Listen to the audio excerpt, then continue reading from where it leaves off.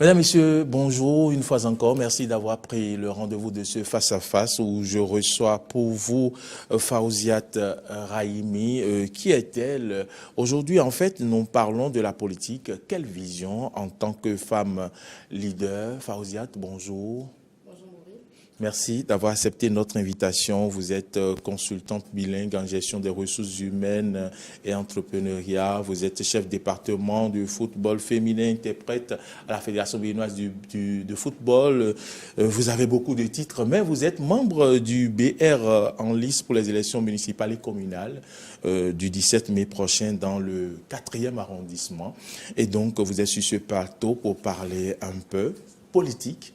Et puis tout de suite, sans plus tarder, on sait que la politique a été longtemps menée par les hommes au sein des partis politiques. Aujourd'hui, vous êtes l'une des figures qui souhaitent faire la politique autrement. Dites-nous, pourquoi êtes-vous en politique? Merci, Maureen. Déjà, j'aimerais souligner que je ne suis pas en politique pour chasser les hommes. J'y suis pour apporter mon grain de sel et surtout pour montrer aussi que la femme peut faire la politique et pourquoi pas mieux la faire que les hommes. J'y suis pour servir mon peuple et particulièrement la jeunesse. Merci. Alors, faire la politique et mieux la faire que les hommes, oui, on le sait, mais les femmes n'ont pas suffisamment de place pour faire la politique. J'en veux pour preuve la seule en lice actuellement qui a un parti politique, l'honorable Claudine Afiavi Prudencio. Pensez-vous quand même que les hommes aujourd'hui sont décidés à vous laisser la place pour faire la politique, vous femmes? Est-ce qu'on dira qu'ils ne sont pas décidés? Ils sont décidés à nous laisser, pas à nous laisser la place, mais ils sont plutôt décidés à nous accompagner. Et il faudra aussi que la femme puisse montrer aux hommes qu'elle est prête. Parce que même si les hommes sont décidés à nous accompagner, si nous ne posons pas les pas qu'il faut, ils auraient beau avoir la volonté, nous ne pouvons pas aller avec eux. Mais je tiens à souligner que la femme est la mère de l'humanité.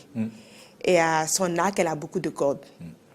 Avec cela, elle peut, je suis sûre, aller loin en politique.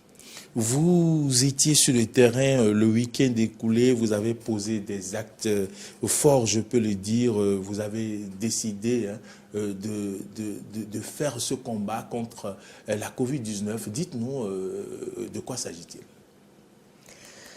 Bon, actuellement, nous faisons tous face à cette pandémie qui, ma foi, meurtrit le cœur. Le gouvernement que je remercie à travers son excellence Patrice Talon fait déjà beaucoup d'actions dans ce sens, mais je pense qu'à ma modeste personne, il fallait que j'accompagne ces actions déjà menées par l'État. C'est surtout pour cela que je me suis rendue sur le terrain, aux côtés de la population, déjà pour les sensibiliser et aussi leur offrir des kits. Il s'agissait des seaux à robinet et des seaux simples. Pourquoi des seaux simples et des seaux à robinet? Déjà parce que beaucoup pensent qu'il faut forcément les seaux à robinet pour pouvoir affronter le Covid-19. Non. Chers parents, où que vous soyez, même avec un plastique que vous avez déjà à la maison et un couvercle, vous pouvez mettre de l'eau simple et de l'eau savonneuse pour pouvoir vous laver régulièrement les mains. Parce que se laver régulièrement les mains à l'aide de l'eau et au savon fait partie des gestes bannières pour affronter le Covid-19. Il fallait aussi rappeler à certains que ce virus existe. Parce que vous avez rencontré sur le terrain des gens qui n'y croient pas toujours. Oui, des gens se disent que non, enfants parfois, bon, c'est-à-dire que cette maladie est pour les Blancs, ça ne viendra pas en Afrique. Donc, il fallait forcément que j'aille sur le terrain, les informer que le virus est réel et qu'ensemble, en adoptant les gestes barrières, nous allons pouvoir gagner sur ce virus-là. Et dites-nous, comment les populations accueillent cette descente, accueillent votre geste? Déjà, je me rends compte qu'ils se disent qu'on peut faire la politique autrement. Parce qu'il ne faut pas le cacher, hein, nous sommes à la veille des élections. Et ils se disent qu'on peut la faire autrement. Ils étaient très contents de ce geste humain. Ils étaient contents aussi de... Ils ont profité de la situation aussi pour exprimer leurs besoins. C'est ça. Donc, sur le terrain, j'ai reçu beaucoup de chaleur, Ouais. beaucoup d'attention. J'imagine. Voilà. Et vous aussi, quand même, il faut l'avouer, vous êtes très proche de la population, vous participez vous suscitez plutôt des manifestations, vous parrainez des événements. Est-ce que vous avez envie de nous parler de ces actions que vous menez souvent? Bon, il m'arrive, comme vous venez de le dire, de parrainer des événements, surtout dans Porto-Novo, puisque je suis de Porto-Novo, je suis née à Porto-Novo, beaucoup plus d'Emiliki. C'est comme ça que ça s'appelle à Porto-Novo. Mais j'ai longtemps parrainé ces événements et après j'ai réuni les jeunes pour leur dire en fait, cet événement que vous faites, vous pouvez le faire autrement. Parce que c'est un carrefour normalement où à l'aide d'un tissu, on se retrouve un soir pour danser, manger. Ouais. J'ai demandé à ces jeunes en fait d'ajouter l'utile à l'agréable. Et l'utile c'était quoi? Parce qu'il ne s'agissait pas de leur arracher leur événement, mais plutôt garder ce qui leur tient à cœur et apporter l'utile. C'est-à-dire, par exemple, transformer cette nuit en semaine culturelle. C'est ce qui a été fait d'ailleurs. Pour faire des dons de sang.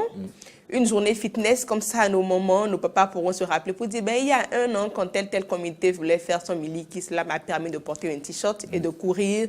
J'ai perdu un peu de calories, ça m'a permis de reprendre des forces. Choisir un thème et sensibiliser la jeunesse sur l'entrepreneuriat, par exemple, parce qu'aujourd'hui, quand les jeunes finissent, je suis jeune d'ailleurs, quand les jeunes finissent, on a tendance à écrire la formule que nous connaissons tous. J'ai l'honneur de.